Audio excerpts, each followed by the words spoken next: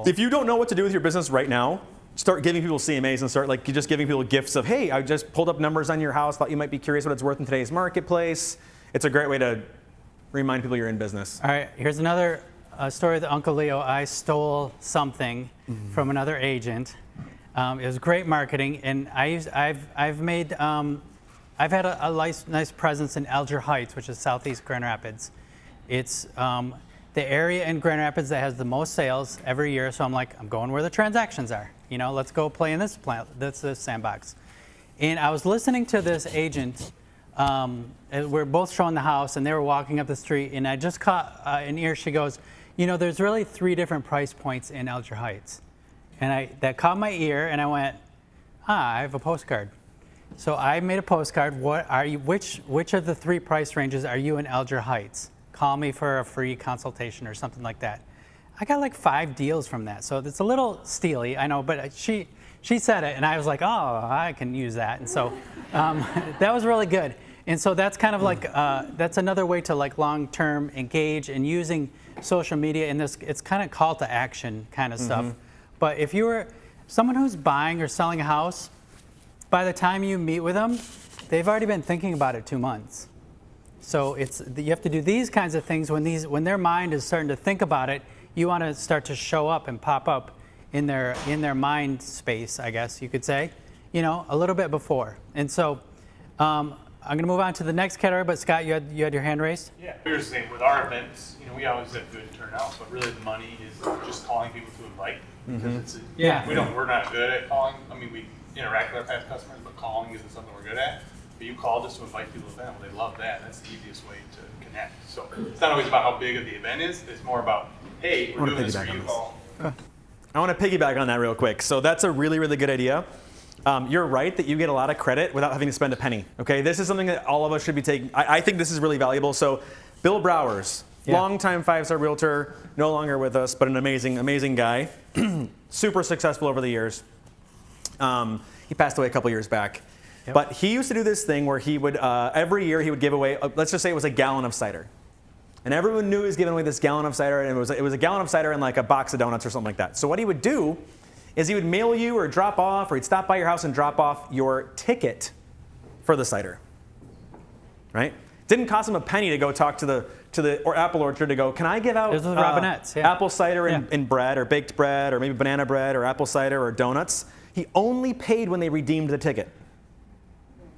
So a lot of us, you see a lot of these people who are buying like all these pies, are like, oh my gosh, I got like 300 pies I got to give away now. It's like you're out the money either way now, right? You can get the credit without having to have a stack of pies dropped off on a pallet in your driveway. You can still get the credit for the nice gesture, even if I don't ever swing through to get that to redeem that cider. So if maybe money's tight and you're like, I don't really want to spend $3,000 right now, but I want to give something away, and if they go redeem it, that's wonderful. Give them an experience. So maybe it's a Christmas tree giveaway, or it's a pumpkin giveaway, or it's a cider giveaway, but you don't have to spend the money. You can go get partnerships that allow you to just simply give them a special gift card or whatever it is, and they keep track and they bill you once a month when those things roll in. And you get full credit. Yeah. Yeah, it's cool. Cool idea. It's the thought that counts.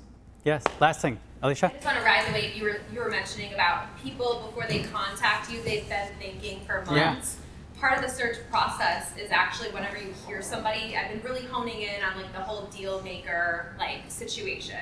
Somebody always, oh, maybe in the future I want to have a lake house, or really want to look at land in the future for the family. Like part of their search process, especially being in our position, knowing how challenging the market is to navigate, part of the search process is like hitting them with the information that's helpful now to educate them to prepare. So my business has radically changed when I look at the net sheet or the hot sheet each morning, and just hit my clients that have mentioned things back before. Brilliant. Yeah. And it costs you what? Nothing. A couple minutes each morning. Yeah. So stuff you're supposed to be doing, right, in real estate. Right. Yeah. No, that's great. That's also the perfect segue into the last tile group. Is that what are some?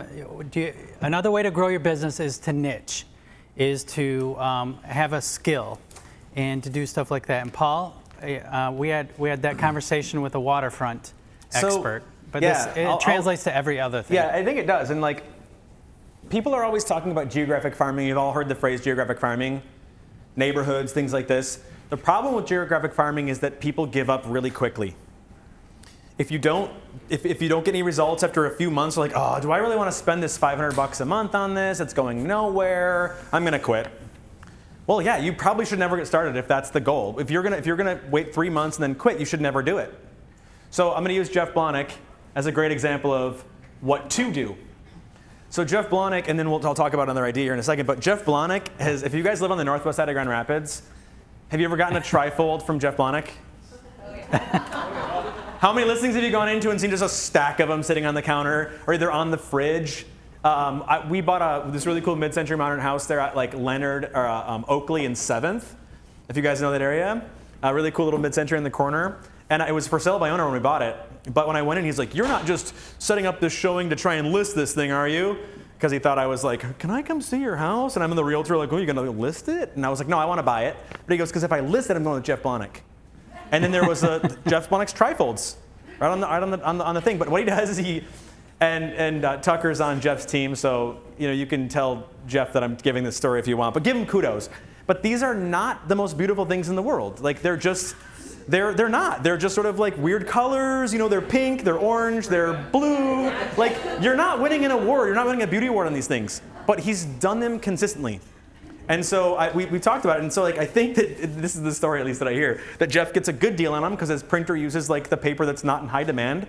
So if like it's November, that might be maybe it's orange because Halloween was last month. That kind of thing. And they're just a trifold. And on the back, it's like a free market analysis. And Jeff's phone rings. He's been doing it though for like 25 years, 30 years. So it's not like he just stopped. So this is a lot of money, but you can build up to this. I think the number, and I don't know if it's still accurate, but he told us it was around $25,000 per year invested into this. In mailing. And this is the newsletter. And printing, the whole thing. Just listed, just sold, just pended. So it's like a little newsletter, all what's happened in the marketplace, not just his listings. It could be his, but some others, things like this. And then he says it probably generates around $150,000 per year in revenue. Pretty good investment. But he's been doing it over time. And so, that's the one thing that I see is that with geographic farming, people don't have the stomach for it long term, and you have to have the stomach for it because you're trying to build something long term where you are the name and the face in this area. So, like you look at the lakefront, right? You see like Andrea Crossman on the lakeshore, right? Anyone from anywhere from like Saugatuck up to Traverse City knows Andrea Crossman. It wasn't overnight she just took over that marketplace. It was years and years and years. Who here lives in East Grand Rapids? Anyone live in East Grand Rapids? No? Okay, well, Kyle Visser lives there. And Kyle Visser sends out the East Grand Rapids sold report. He's not posting his own listings. He's sharing you what's happening in East GR. Here's what's sold. Here's what's active. He's just giving information. And everyone's like, oh, cool. The report's in. I got this month's report. I wonder what happened. So when you think about these geographic farming, think about what area you could corner that you're the one who's leading, you're giving the information. You can share information on what's sold. They don't have to be just your listings. Like let's say you wanted to take over inland lakes, and you wanted to take over all sports inland lakes in West Michigan. You wanted to specialize in inland lakes in West Michigan. And so what I would do is I would probably partner with, I'd probably go over to Action Water Sports. I would let them know what I'm doing. I might even put a little ad for them in there, a little coupon for them, like a discounted Life Vest, whatever. I would be showing every single inland lake that's sold, and every single home that's sold in inland lake in the last 30 days. What's happening with prices? What are inland lake prices doing? What's inland lake inventory doing? And really niche down into inland lakes so that people know this is the expert in inland lakes. I'm going to talk to. This is the only person I should talk to. They're fully connected. You could even put like hot deals on boats in there. But I'm just saying, like you would become an expert in the area. People are going to look to you and there's nobody else I would talk to. And then what I would probably do is I would target all those inland lake homes. You can go to NAR RPR and you can do a tax record search. So you can basically draw circles around all the lakes. Yeah, I'll do that. And rather than using the MLS as your search criteria, click tax records. It'll give you all of the owners' addresses for those properties around the lake. Come by the door. So you could build a database of all the homeowners, and you know what? Update them on what's happening. When they go to list, I'm calling this person here. They're an expert on people who have a love for inland lakes. And so I'm just trying to give you an example of ways to build out a niche. And it's all open for us. Anyone can do these things. It's not impossible. And if you have ideas and you need a little bit of guidance on how to get it done, come sit with me, come meet with Mary. We will definitely help you, guide you in this kind of things. I just want to toss that out there as an idea. Yeah. So I want to honor your time, so I'm going to wrap this up. We could go on for a lot more time, but what I wanted to do is challenge you on two things, and I'll let Paul send you off. One is that this might be, don't take this the wrong way, but there's been a lot of good ideas here. And if you're sitting there and go, nope, you need to rethink your career. Everything in real estate is going to come down to talking to someone, calling to someone, mailing. You have to push your energy out and to do that. And if you have a mindset that, like, I'm not doing any of this, you know, you need to rethink something. You need to have a come to Jesus talk, I guess. So about your whole career. And then what I want to challenge you to is the yellow one, the box, is hopefully write something that you'll do, call, click, meet, something, do something. Do something. Everything will work if you do it. So why not just take a chance? We're in a challenging market. Do something. If you do nothing, you get nothing. So you got to do something to get something, right? So, and the more you do, the more return you'll get. And Paul, I'll let you send them off with. But by the way, I do have the 100 ideas. Emma will have them in the back, and you can get your parking validated if you didn't. But you can go over that. And Paul and I and several other people are always willing. If you go, hey, that churned some good ideas in my mind. Could you sit down and could we do a personal, one-on-one, a marketing mix? We're totally open to do that, for sure. But I want you to go and take with this and think about it and write down something that you'll do, call, click, meet, greet, join, do something like that. And then we'll have more to talk about when we meet, too. But Paul, why don't you talk about the cups?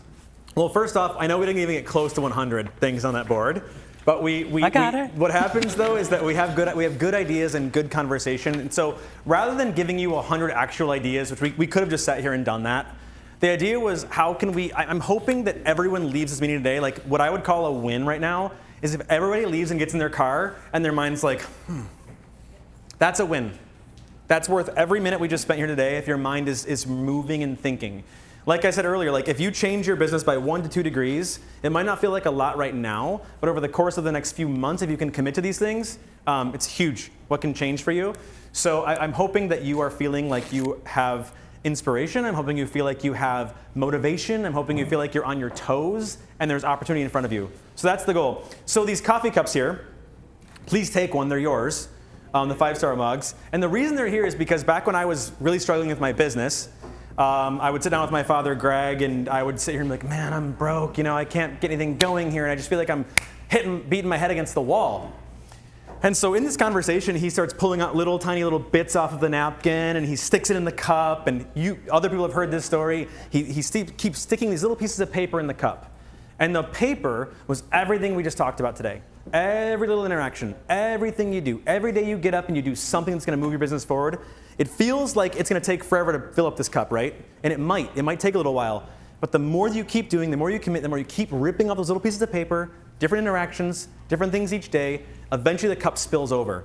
That's when you look around and you see these realtors that have business just calling them. It didn't just happen. It was all of this effort, and it's worth it in the end. I promise you it's worth it. To keep filling up the cup, and it will overflow for you. So that's the story of the coffee cup, so please take it.